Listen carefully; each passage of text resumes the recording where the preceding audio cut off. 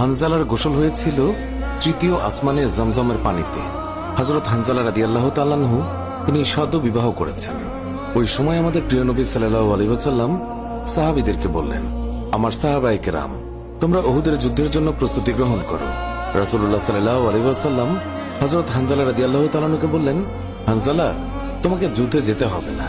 তখন হানজালা রাদিয়াল্লাহু তাআলা আনহু বললেন, ইয়া রাসূলুল্লাহ, আপনি যুদ্ধে যাবেন, কাফেরদের সঙ্গে যুদ্ধ করবেন, আর আমি সেখানে না গিয়ে স্ত্রীর সঙ্গে আমোদ প্রমোদ করব? এটা আমি সহ্য করতে পারবো না, আমাকেও যুদ্ধে নিয়ে চলুন। রাসূলুল্লাহ সাল্লাল্লাহু আলাইহি ওয়াসাল্লাম তখন বললেন, হানজালা, আমি তোমাকে আদেশ দিলাম, তুমি বাড়িতে থাকো, তোমাকে যুদ্ধে যেতে হবে না। হানজালা তখন নবীর আদেশ শুনে কাঁদতে কাঁদতে বাড়ি চলে গেল।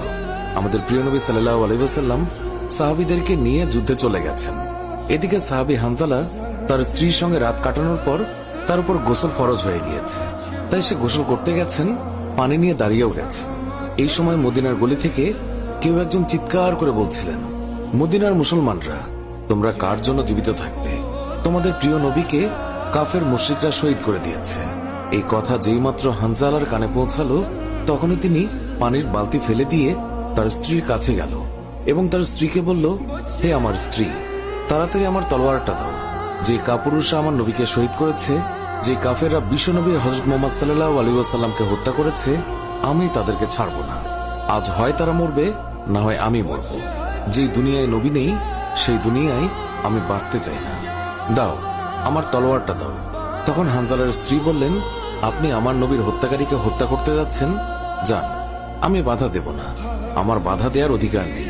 তবে আপনি দয়া করে গোসল করে পবিত্র হয়ে যান, কেননা আপনার উপর গোসল ফরজ হয়ে গিয়েছে। এছাড়াও আপনি যদি উহুদের ময়দানে শহীদ হয়েও যান, আমি কোনো দুঃখ করব না। উত্তরে হানজালা বললেন, না, যদি আমি গোসল করতে যাই, তবে আমার নবীর হত্যাকারীরা কিছু সময়ের জন্য হলেও বেঁচে থাকবে, এটা আমি হতে দিতে পারি না। আমার যেই দুনিয়ায় আমার নবী বেঁচে নেই, ওই দুনিয়ার পানি দিয়ে আমি গোসল করতে পারি না। এই বলে তিনি তলোয়ার নিয়ে চলে গেলেন।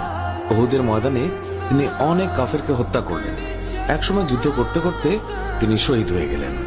যুদ্ধ শেষ হয়ে গেলে আল্লাহ রাসূল সাহাবীদেরকে বললেন, হে আমার সাহাবীরা, তোমরা যাও, গিয়ে দেখো আমার যে সকল সাহাবায়ে কেরাম শহীদ হয়েছে তাদের লাশ সংগ্রহ করো এবং তাদেরকে গোসলবিহীন দাফনের ব্যবস্থা করো।